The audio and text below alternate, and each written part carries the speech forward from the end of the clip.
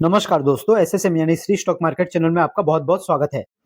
इस वीडियो में हम delta waters and infra solutions limited इस आईपीओ का कंप्लीट रिव्यू करेंगे और देखेंगे कि कैसे आप इस आईपीओ से 1 लाख रुपए से भी ज्यादा का प्रॉफिट कमा सकते हैं। ये कंपनी वाटर मैनेजमेंट सेक्टर की कंपनी है जो अभी बहुत ही तेजी से ग्रो हो रहा है और रिसेंटली हमें इस सेक्टर में कॉनकॉर्ड इन्वायरो और इन्वायरो इंफ्रा इंजीनियर जैसे कंपनी का आईपीओ आते हुए दिखा है। इसके साथ ही कंपनी के पॉजिटिव नेगेटिव्स और फ्यूचर ग्रोथ कैसा है, इन सब की बात करेंगे। तो चैनल पे पहली बार आए हैं तो पहले पूरा वीडियो देखिए और अगर आपको सब कुछ क्लियरली समझ में आता है तो सब्सक्राइब कर लेना। सबसे पहले कंपनी के बारे में जान लेते हैं। तो इस कंपनी की शुरुआत 2016 में होते हुए दिखी है, यानी कि ये लगभग 8-9 साल पुरानी कंपनी है और ये कंपनी वाटर मैनेजमेंट से जुड़े हुए सिस्टम पे काम करती है, यानी पानी को मैनेज करने के लिए जो बड़े बड़े इंफ्रास्ट्रक्चर की जरूरत होती है, ग्राउंड वाटर रिचार्ज, पानी को कैसे नीचे से ऊपर तक लाया जाए, उससे रिलेटेड सारी सर्विसेज ये कंपनी प्रोवाइड करती है। वाटर मैनेजमेंट से रिलेटेड अगर पानी के लाइन बिछाना, इरिगेशन की सर्विसेज प्रोवाइड करना, इसके अलावा ये कंपनी अभी इंफ्रास्ट्रक्चर में भी एंट्री ले रही है और रोड्स बनाने, रेलवे सेक्टर में भी ये काम करते हुए दिख रही है। कुछ सालों पहले जो भारत के गांव में महात्मा गांधी मनरेगा योजना के तहत जो भी काम होते थे, ऐसे सारे काम ये कंपनी करते हुए दिखती है। और इस कंपनी ने बेंगलुरु के पास कुछ जगहों पे इंपॉर्टेंट प्रोजेक्ट को भी कंप्लीट किया है, जैसे कि आप स्क्रीन पे देख सकते हैं। इसके अलावा इस कंपनी के पास 98 एकड़ का लैंड जमीन भी देखने को मिल जाता है, जो कि कर्नाटका में है, यानी कुछ मसाले और कॉफी वगैरह भी ये वहां पे उगाते हैं। और तो और इस कंपनी के पास उडुपी, जो कि मैंगलोर के पास है, वहां पे एक बीच रिसोर्ट भी देखने को मिलता है, जहां से भी इस कंपनी का रेवेन्यू आता है।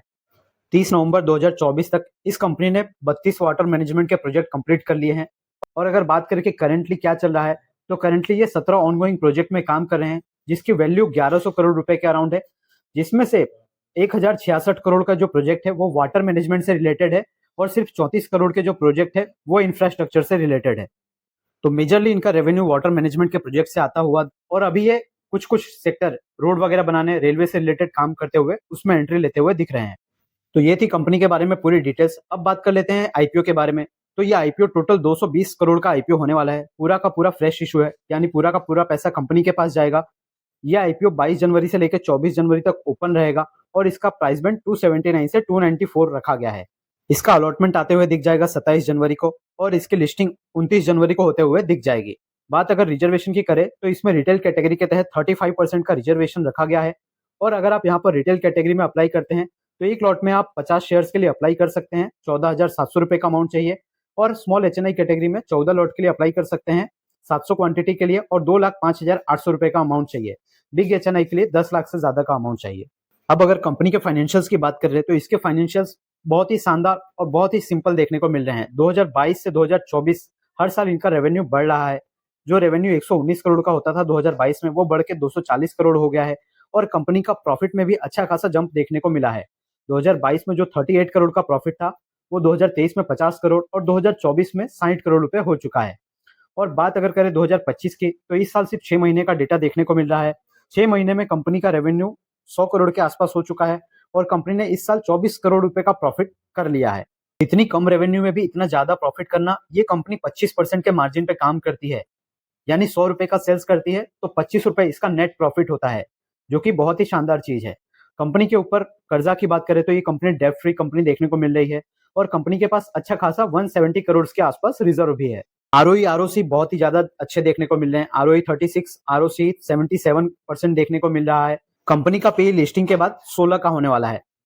इसकी कुछ पीयर्स कंपनी की बात करें तो वहां पर वॉटेक, वबाग और ईएमएस लिमिटेड, ये काफी पॉपुलर नाम देखने को मिल जा रहे हैं। दोनों का पी 30 और 40 के अराउंड है, तो इसका पी हमें काफी रीजनेबल, अट्रैक्टिव लग रहा है। बाकी ये कंपनी साइज में बहुत ही छोटी देखने को मिल रही है, इसलिए इनको जो है अपना वैल्यूएशन कम लाना पड़ा है और इस प्राइस बैंड के हिसाब से कंपनी का टोटल मार्केट कैप बनेगा 785 करोड़। और कंपनी आईपीओ से जो भी पैसा जुटा रही है वो पूरा का पूरा फ्रेश इशू है। पूरा का पूरा पैसा कंपनी की ग्रोथ के लिए इस्तेमाल होगा। पूरा का पूरा पैसा कंपनी अपनी कैपिटल रिक्वायरमेंट्स के लिए, अलग अलग प्रोजेक्ट को कंप्लीट करने के लिए रखने वाली है। टोटल 150 करोड़ रुपए कंपनी अपने पास रखेगी, जिसमें से कुछ इस साल और कुछ अगले साल के लिए रखा जाएगा। बाकी का अमाउंट जनरल कॉर्पोरेट पर्पस के लिए भी है। अब बात कर लेते हैं इसके लेटेस्ट ग्रे मार्केट की, जिसका आप बेसब्री से इंतजार कर रहे हैं। तो इसका लेटेस्ट ग्रे मार्केट प्रीमियम हमें 20 तारीख के हिसाब से शाम को 8 बजे के हिसाब से 54% का देखने को मिल रहा है।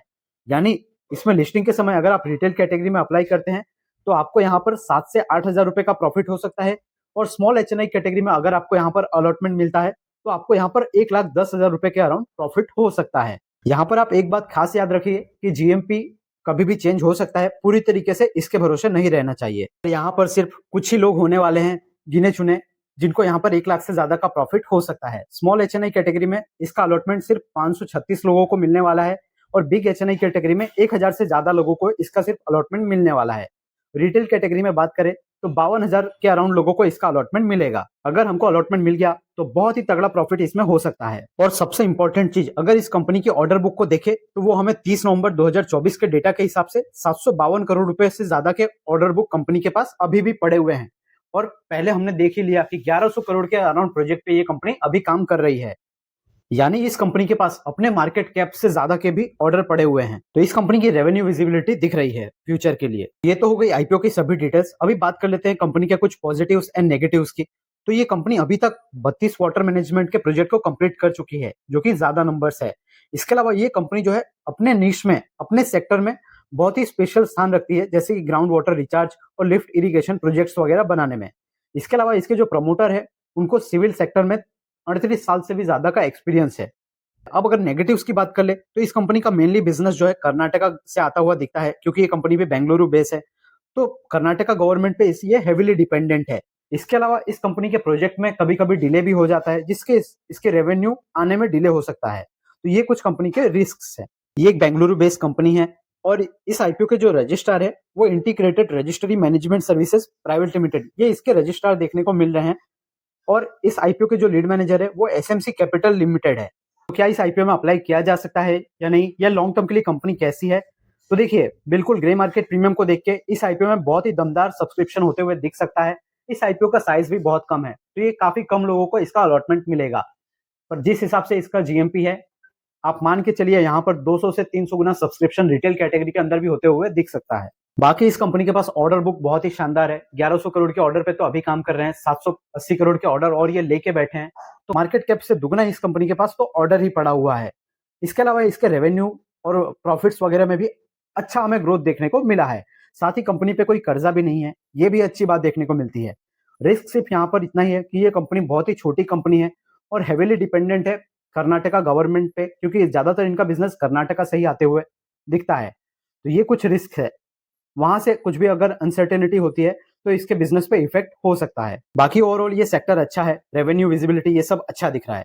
तो अगर कोई लॉन्ग टर्म के लिए रिस्क लेना चाहता है तो इस कंपनी के बारे में सोचा जा सकता है। बाकी मेरी तरफ से आपको इस आईपीओ में अप्लाई करने या ना करने का ऐसा कोई डिसीजन नहीं है। आपको कोई भी डिसीजन अपने रिस्क और अपना एनालिसिस करके ही लेना चाहिए। मैंने आपको कंपनी का पूरा एनालिसिस करके बता दिया, पॉजिटिव नेगेटिव्स बता दिया, फ्यूचर की ग्रोथ वगैरह के बारे में भी बता दिया। इस बेस पे आप अपना कैलकुलेटेड डिसीजन खुद ले सकते हैं। अगर आप वीडियो में यहाँ तक आ गए तो इस वीडियो को लाइक कर लीजिए, चैनल पे पहली बार आए हैं सब्सक्राइब जरूर कर लीजिए, और आप हमसे जुड़ने के लिए हमारे टेलीग्राम चैनल को भी ज्वाइन करके रख लीजिए, जहाँ पे हम सभी आईपीओ के लेटेस्ट अपडेट्स, डे मार्केट में कुछ भी चेंज होता है तो उसकी भी अपडेट सबसे पहले शेयर करते हैं। इसके अलावा स्टॉक से रिलेटेड न्यूज भी हम वहाँ पर सबसे पहले शेयर कर देते हैं। और आप चाहे तो हमारे चैनल पर विजिट करके जो बाकी सारे आईपीओ से रिलेटेड वीडियो है उसे भी चेकआउट कर सकते हैं। मैं मिलता हूँ आपसे नेक्स्ट वीडियो में, तब तक के लिए याद रखिए, the more you learn the more you earn. Thank you.